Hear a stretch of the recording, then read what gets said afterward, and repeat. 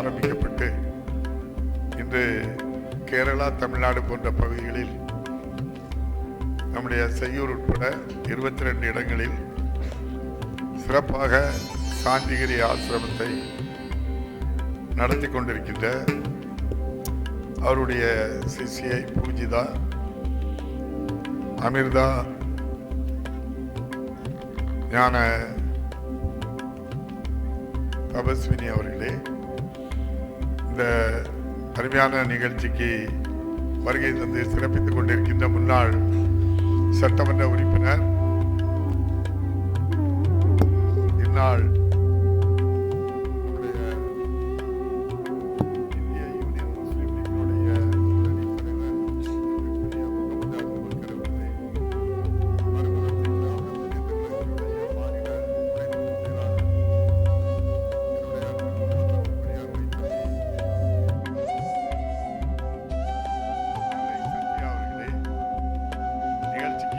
வருகை தந்திருக்கின்ற நம்முடைய ஆசிரமத்தினுடைய தலைவர் ஷஜீன் அவர்களே, மற்றும் இங்கே வருகை தந்திருக்கின்ற கோட்டாட்சியர் திருமதி லலிதா அவர்களே, செங்கல்பட்டு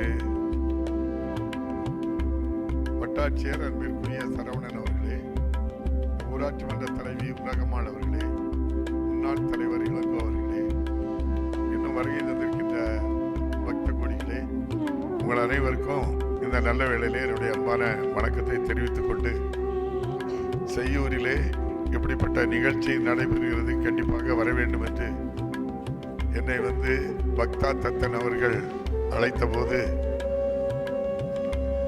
வர முடியுமா என்று யோசித்தேன்.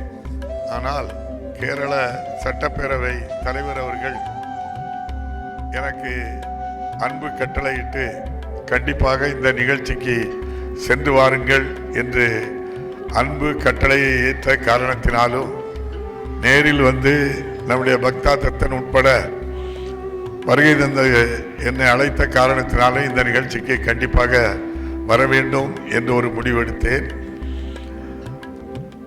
நம்முடைய நவஜோதி ஸ்ரீ கருணாகர குரு அவர்கள் என்ன நோக்கத்திற்காக இதை ஆரம்பித்தார்கள் என்பது கேரளாவில் இருந்து வந்திருக்கின்றவர்கள், அதை தொட்டு இருக்கின்ற தமிழ்நாட்டில் இருக்கின்றவர்களுக்கெல்லாம் இது தெள்ள தெளிவாக தெரிந்திருக்கும். அந்த காலகட்டங்கள் ஒரு காலத்தில் ஜாதியின் அடிப்படையில், ஒருவருடைய பிறப்பின் அடிப்படையில் அவர்களை சமூகத்தில் உயர்த்துவதும் புறந்தள்ளி வைப்பதுமான நிலை இருந்த காலம். அந்த காலத்தில்தான் இப்படிப்பட்ட தலைவர்கள் என்று சொல்ல மாட்டேன், ஆன்மீகத்தில் பக்தி உள்ளவர்கள் ஆண்டவனை நினைத்து மக்களை நேசிக்கின்றவர்களாக வாழ்ந்ததை வரலாறாக நான் இப்போது எண்ணிக்கொண்டிருக்கின்றோம். ஒரு சாமானியன் கேரளாவிலே ஆலப்புழா மாவட்டத்திலே நம்முடைய சந்திரசிறி என்கிற ஒரு சிறு கிராமத்தில் பிறந்த, படிப்பை தொடர முடியாமல், படிப்பை படிக்க முடியாமல், காரணம் தான் பிறந்த சமூகத்தில் இருக்கின்றவர்களுக்கு படிப்பு அரிது, பள்ளிக்கு செல்ல முடியாது, சக மாணவர்களோடு அமர முடியாத நிலை, ஏழ்மை. இப்படிப்பட்ட நிலையில் தன்னுடைய 14 வயதில் அவர் அங்கிருந்து நாராயணகுரு ஆரம்பித்த அத்வைத ஆசிரமத்தில் சேர்ந்ததாக வரலாறு கூறப்படுகிறது. அங்கு 17 ஆண்டு காலம் அவர் பல இடங்களில் பணியாற்றியும் ஆன்மீகத்தை பற்றி தெரிந்து கொண்டும் மிக அதிகமான கடவுளை நேசிக்கின்றவரும், கடவுளுக்கு அடுத்தபடியாக மக்களை நேசிக்கின்றவருமாக அவர் வாழ்ந்த காரணத்தினால் அவர் ஆரம்பித்த இந்த இயக்கமானது முதலில் அனைவரும் அன்னதானம், பசி இல்லாமல் சாப்பாடு கொடுக்க வேண்டும் என்பதற்காக முதல் தத்துவமாக உணவு, மருத்துவம், அடுத்து ஆத்மா, நம்முடைய ஆன்மீக பணி ஆகியவற்றை மூன்றையும் ஒரு சேர உருவாக்க வேண்டும் என்பதற்காக பல ஆண்டு காலம் அவர்கள் தவம் இருந்து ஆசிரமத்திலே பணிபுரிந்து அதன் பின் 41 நாட்கள் தனியாக அமர்ந்து இவ்வாறாக ஒரு ஜோதி நிலைக்கு வந்து இந்த அளவிற்கு ஒரு ஆசிரமத்தை, ஒரு ஓலை குடிசையிலே ஆரம்பித்து இன்று ஆள்போல் வளர்ந்து 22 இடங்களில் இந்த ஆசிரமம் நடைபெறுகிறது. தமிழ்நாட்டில் கூட கன்னியாகுமரி, மதுரை, இந்த செய்யூரிலும் நடைபெற்று கொண்டிருக்கின்றது. வருகின்றவர்களுக்கெல்லாம் அன்னதானம் கொடுப்பதுதான் பிரதான பணியாக செய்து கொண்டிருக்கின்றார்கள். எந்த ஜாதி மதம் என்று இல்லாமல் அனைவருக்குமான ஒரு அமைப்பாக அதை உருவாக்கி நடத்தி கொண்டிருப்பது பாராட்டுக்குரியது. நான் அவர்களை பாராட்ட கடமைப்பட்டிருக்கின்றேன். அவர் எந்த எதிர்பார்ப்பும் இல்லாமல் இந்த பணியை செய்து கொண்டிருக்கின்றார்கள். அவர் அத்வைத ஆசிரமம் என்று சொன்னால் நாராயணகுரு அவர்கள். நாராயணகுரு அவர்களை பற்றி அநேகமாக உங்களுக்கு எல்லோருக்கும் தெரிந்திருக்கும். வைக்கத்தில் இருக்கின்ற ஆலயத்தில் தெருக்களில் கூட செல்ல முடியாத ஒரு நிலை நாராயணகுருக்கு ஏற்பட்டது. அந்த மக்களுக்காக யார் போராடினார்களோ உங்களுக்கு தெரியும். நம்முடைய தந்தை பெரியார் அவர்கள்தான் காங்கிரஸ் கட்சியினுடைய தலைவராக இருந்தார். அப்போது கேரளா, தமிழ்நாடு, ஆந்திரா, தெலுங்கானா, கர்நாடகா, ஒரிசாவின் ஒரு பகுதியை உள்ளடக்கிய மதராஸ் பிரசிடென்சினுடைய காங்கிரஸ் கட்சியினுடைய தலைவராக இருந்த தந்தை பெரியார் தான் நாராயணகுரு அவர்களை அந்த வைக்கத்தில் இருக்கின்ற ஆலயத்தின் சோமநாதர் ஆலயம் என்று எண்ணுகின்றே அதிலே தெருவிலே நடப்பதற்கு அனுமதிக்க வேண்டும் என்று போராடினார். 1 மாத காலம் அவரை சிறை வைத்தார்கள். தன்னுடைய மனைவி, சகோதரி தொடர்ந்து அந்த போராட்டத்தை நடத்தி 1 மாத கழித்து விடுதலையாகி வந்தவர் வீட்டுக்கு செல்லவில்லை, சென்னைக்கு வரவில்லை, ஈரோடு செல்லவில்லை. மீண்டும் போராடினார். 6 மாத சிறை தண்டனை. மீண்டும் அந்த 6 மாத சிறை தண்டனையை அனுபவித்து வந்து நாராயணகுருவை வைக்கத்திலே அந்த ஆலய தெருவிலே நடப்பதற்கு அனுமதியை பெற்றுக் கொடுத்தவர் தந்தை பெரியார் என்பதை நான் இந்த நேரத்திலே நினைவுபடுத்த கடமைப்பட்டிருக்கின்றேன். இது எத்தனை பேருக்கு தெரியுமோ என்று எனக்கு தெரியவில்லை. கடந்த ஓரிரு நாட்களுக்கு முன்தான் நம்முடைய மாண்புமிகு இன்றைய முதல்வர் மு.க. ஸ்டாலின் அவர்களும் கேரளாவினுடைய முதல்வர் பினராயி விஜயன் அவர்களும் தந்தை பெரியார் வைக்கத்தில் சாதித்த சாதனையை பாராட்டி 100ஆண்டு விழா சிறப்பாக நடத்தியதை நீங்கள் மறந்திருக்க மாட்டீர்கள். சென்னையிலே வைக்கம் வீரருக்கு 100ஆண்டு விழா எடுத்து அவருக்கு கேரளாவில் வைக்கப்பட்டிருக்கின்ற அந்த சிலைக்கு ஒரு நினைவில்லமும் அங்கே கட்டி திறந்து வைத்த பெருமை இன்றைய முதல்வர் மு.க. ஸ்டாலின் அவர்களுக்கு உண்டு. எதற்காக சொல்லுகிறேன் என்றால், நம்முடைய ஸ்ரீ நவஜோதி கருணாகர சுவாமி அவர்கள் அந்த நாராயணகுருடைய ஆசிரமத்தில் தான் அவர் 17 ஆண்டு காலம் வாழ்ந்தார் என்பது வரலாறாக நீங்கள் சொல்லிக் கொண்டிருக்கின்றீர்கள். ஆகவே அந்த காலம் எப்படி இருந்தது என்பதற்காக நினைவுபடுத்துகின்றேன். இன்னொன்றையும் நினைவுபடுத்த நான் கடமைப்பட்டிருக்கின்றேன். 1892 சுவாமி விவேகானந்தர் அவர்கள் கேரளாவுக்கு வருகின்றார். கோட்டயம் போன்ற பகுதிகளுக்கெல்லாம் சென்று கொடுங்கல்லூர் என்ற ஒரு இடத்திற்கு செல்கின்றார். கேரளாவை சேர்ந்தவர்களுக்கு தெரியும், அங்கே பகவதி அம்மன் ஆலயம் இருக்கின்றது. கொடுங்கல்லூர் பகவதி அம்மன் ஆலயத்திற்கு செல்கின்றார். அவர் பிறப்பால் எந்த சமூகத்தை சேர்ந்தவர்கள் என்பதை அறிந்து கொண்டவர்கள் ஆலயத்தின் உள்ளே அவரை அனுமதிக்கவில்லை. 1 நாள், 2 நாள், 3 நாட்கள். இப்போதும் அந்த ஆலமரம் அங்கே நிற்கின்றது. அந்த ஆலமரத்தினுடைய அடியில்தான் 3 நாட்கள் நம்முடைய சுவாமி விவேகானந்தர் அவர்கள் அந்த இடத்தில் இருந்தான் பகவதி அம்மனை வணங்கி வந்த வரலாறு மறந்திருக்க மாட்டீர்கள். பல பேர் சுவாமி விவேகானந்தரை சந்தித்தார்கள். ஒருவர் கூட அவருடைய இல்லத்திற்கு வாருங்கள் என்று அவரையே அழைக்கவில்லை என்று சொன்னால் மற்றவர்களுடைய கதி என்ன என்று பாருங்கள். ஓய்வு பெற்ற பேராசிரியர் மோதிலால் நேரு அவர்கள் குறிப்பிட்டு சொல்லி இருக்கின்றார். நம்முடைய சுவாமி விவேகானந்தர் அவர்கள் சொல்லும்போது சொல்லுகின்றார், அடி இந்த பகுதியில் நடந்த செயலை அவர் குறிப்பிட்டு, இப்படி ஒரு அடி முட்டாள்தனமான செயல் உலகில் நான் வேறு எந்த பகுதியிலும் நான் பார்த்ததில்லை. ஒரு குறிப்பிட்ட சமூகத்தைச் சேர்ந்தவர்களை தவிர மற்றவர்களை அவர்கள் நடக்கின்ற தெருவில் கூட நடக்க அனுமதிப்பதில்லை. எப்படிப்பட்ட நிலை இருக்கிறது என்று இன்னும் ஓரிரு கடினமான வார்த்தைகளை எல்லாம் சுவாமி விவேகானந்தரே பயன்படுத்துகின்ற அளவிற்கு அந்த பகுதி அவ்வளவு கொடூரமாக இருந்த காலம். அங்கிருந்து தான் நாராயணகுரு தோன்றினார். அங்கிரு 200 ஆண்டுகளுக்கு முன்னால் ஐயா வைகுண்டர், உங்களுக்கு தெரியும், நம்முடைய சுவாமி கன்னியாகுமரி மாவட்டத்தில் இருக்கின்ற தாமரைக்குளத்திலே அந்த பதியிலே அவர் தோன்றினார். அவர் 200 ஆண்டுகளுக்கு முன்னால் அவருடைய இயற்பெயர் முடிசூடும் பெருமாள்.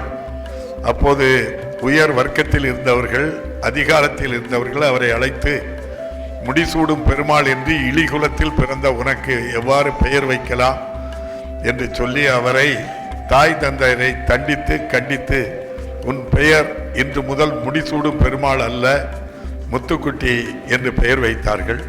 அதே முத்துக்குட்டி சாமிகள் தான் திருச்செந்தூர் நம்முடைய முருகன் திருக்கோயிலிலே நம்முடைய அங்குள்ள கடலிலே ஜோதியாக கலந்து இன்றும் ஐயா வைகுண்டர் ஆரம்பித்த நாராயண சுவாமி அந்த திருக்கோயிலுடைய வழிபாடு.